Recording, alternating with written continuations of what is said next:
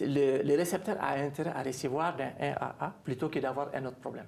Parce que quand on donne le sang, en fait, c'est comme on greffe. Donc, normalement, l'organisme même du récepteur, c'est-à-dire qu'il faut faire des traitements pour qu'il ne reconnaisse pas le sang étranger comme un corps étranger pour le rejeter. Donc, il est bon que, quand même, quand on fait, dans la pratique, c'est ce qui se passe. Donc, ceux qui font les transfusions ne vont jamais prendre le risque de prendre le sang d'un drépanocytaire pour donner à une personne saine ou à un drépanocytaire. Donc, la plupart du temps, c'est le AA que les gens sollicitent. Donc, la question du groupe sanguin n'est pas importante en la matière. Ce qui est important, c'est d'éviter quand même de donner quand même un sang qui est déficient. Parce que quelqu'un qui a un manque de sang, si vous allez lui donner encore des sangs de mauvaise qualité, c'est encore aggraver sa situation. Voilà. Exact. Voilà, merci. Alors, quand vous traitez avec votre dispositif les malades drépanocytaires, alors aujourd'hui, est-ce qu'on peut avoir approximativement le nombre de cas que vous avez traités depuis la sortie de cet appareil? Bon, on n'a pas traité beaucoup parce qu'on n'en a pas fait un peu trop notre activité parce qu'on a d'autres activités que nous faisons. Et c'est vers là qu'on était tourné. On a fait développer beaucoup des entreprises en partenariat avec des distributeurs. Je suis président des masters distributeurs du Mali, donc tous les opérateurs de téléphonie, on travaille avec eux.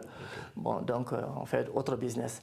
Mais il se trouve que je suis revenu dans la drépanocytose par force majeure. J'avais abandonné parce qu'on avait traité beaucoup de gens, mais notre environnement, la recherche, c'est vos propres ressources, parce que nous, on n'est pas financé par l'État ou qui que ce soit.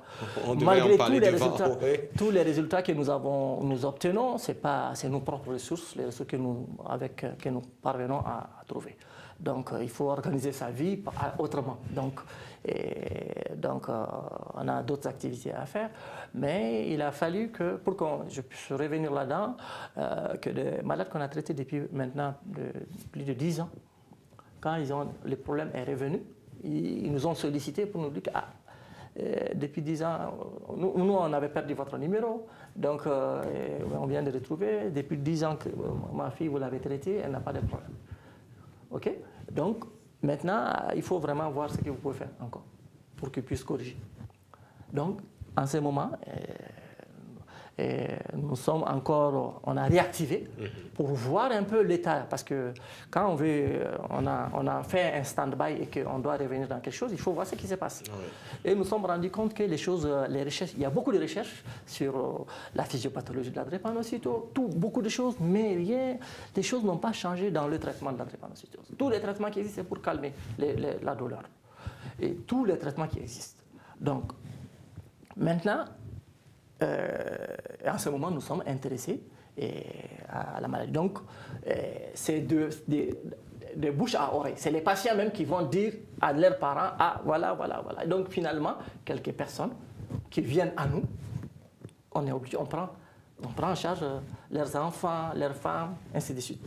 Donc, on est à peu près une quarantaine de patients que nous avons eu à traiter. Que vous avez eu à traiter. Voilà. Et il se trouve que... De par le Mali ou bien... Il y en a en Côte d'Ivoire, il y en a à Dakar, il y en a en RDC, il y en a également dans les régions. Voilà, donc il y a même des traitements à distance, comme je l'avais dit tantôt, parce que nous avons opté pour